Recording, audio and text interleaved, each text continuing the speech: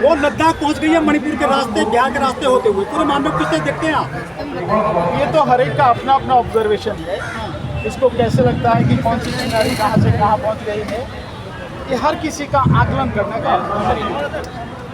लेकिन वांगचुक जो है रासुका में अरेस्ट हुए सर। नहीं, वांगचुक जी को रासुका में अरेस्ट करना, ये मैं कहता हूँ सरकार का, केंद्र सरकार का बहुत जघन्य अपराध है। अब किसको गिरफ्तार करें? उस व्यक्ति का कसूर क्या संवैधानिक रूप से अपनी बात को सरकार के सामने रखना, एक लोकतांत्रिक तरीके से संघर्ष करना, आंदोलन करना, ये कोई अपराध है? ये कोई अपराध नहीं है, संविधान इसकी इजाज़त देता है। लेकिन सरकार की नज़र में ये अपराध है। क्यों अपराध है? कि सरकार के विरुद्ध कोई भी अगर आवाज़ उठा रहा है, कोई भी बोल रहा है, बात कर रहा है, तो वर्तमान समय में मोदी सरकार की नज़र में ये सबसे बड़ा अपराध है। इसीलिए सोनम वांगचुक साहब को गिरफ्तार किया गया, उनके खिलाफ एनएसए लगा के उन्हें जेल भेजा गया। लेकिन आरोप है कि वो सुलगा रहे थे लद्दाख को पिछले कई महीने से। लद्दाख को क्यों सुलगा रहे थे?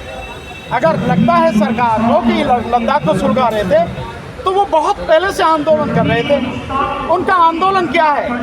उनका आंदोलन है कि लद्दाख को आप स्वायत्तता दीजिए, लद्दाख को आप संविधान की 6ठी अनुसूची में रखकर उसके हिसाब से उसके प्रति व्यवहार करिए, वो सारी सुविधाएं दीजिए और उनकी बात सुनिए।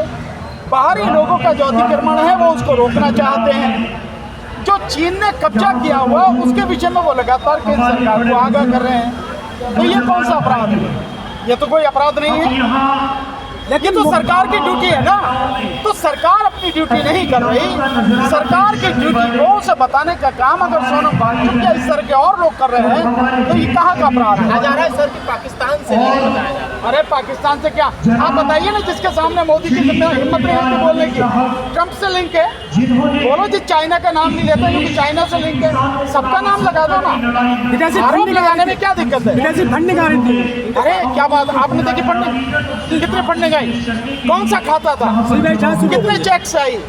कैसे, कौन सा बैंक ट्रांसफर हुआ? कैसे आया? अरे यार ये सब बातें हैं। ये सरकार जो है ना, जो बेवजह के आरोप लगाती है, मेरा आपसे निवेदन है, आप लोग इस तरह के सवाल आप पूछो जब तक आपके पास कोई सबूत नहीं है, अन्यथा इन बातों को हवा मिलती है। आपको हो सकता है इससे जो है कुछ अच्छा लगता हो, सुविधा मिलती हो आपको, आपका वीडियो बढ़िया चलता हो, लेकिन इससे माहौल ठीक नहीं होता। क्या करो? वो कुछ भी रद्द कर दो, सरकार के हाथ में है। सरकार के हाथ में है, वो जो चाहे रद्द कर सकती है, जिस भी चीज़ को चाहे बंद कर सकती है, जिसको चाहे झूठी FIR करा सकती है, जिसको चाहे अरेस्ट कर सकती है, जेल में डाल सकती है। सरकार के हाथ में है। लेकिन उन्होंने बीजेपी कालने को निशाना बनाया था, यह बड़ी बात है। किसने बनाया था? भीड़ ने मांग चुका है।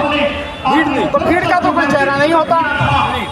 ये तो इन्वेस्टिगेशन का मसला है। क्या इन्वेस्टिगेशन हो गई? नहीं हुई इन्वेस्टिगेशन, तो इन्वेस्टिगेशन होने दीजिए। इन्वेस्टिगेशन में जो इस बात के लिए दोषी हों, आप उनकी बात कीजिए। अगर आप ये कह रहे हैं कि भाई यहाँ पे जो है उन्होंने भीड़ को उकसाया था या भीड़ ने ये लगाया था, तो मुझे ये बताइए कि भीड़ पे लाठी कितने चलाई बेवजह, गोली कितने चलाई? वो जो 5 बच्चे मारे गए हैं, 4-5 बच्चे जो मारने की, हमारा नहीं, मुझे एग्जैक्ट नहीं मालूम क्या है, वो क्यों हुआ, कैसे हुआ, कौन है उसके लिए दोषी? ये पूरा जो घटनाक्रम है, इस घटनाक्रम की FIR करके प्रॉपर तरीके से इन्वेस्टिगेशन कीजिए और जो भी जिस बात के लिए जिम्मेदार है उसके खिलाफ कार्रवाई कीजिए। लेकिन ये तरीका है जो भड़का है, इसके पीछे क्या लॉजिक मानते हैं सर? नहीं, किसने भड़काया? ये आप तो जबरदस्ती कह रहे हो कि भड़काया। आपने देखा सोनम वांगचुक ने भड़काया? मैंने जो सोनम वांगचुक का स्टेटमेंट सुना है, उसमें उन्होंने कहा है कि हम किसी भी तरह से हिंसा के पक्ष में नहीं हैं। हमने अपने साथियों से कह रखा कि किसी भी तरह की हिंसा नहीं करेंगे। उन्होंने कोई हिंसा नहीं की, वो संवैधानिक तरीके से आंदोलन कर रहे हैं। लेकिन सर जो नेपाल में हिंसा भड़की थी, लोग करें कि वहाँ से शुरुआत हुई है, हिंसा कब होगी? तो जो लोग कह रहे हैं वो इस बात के सबूत दें।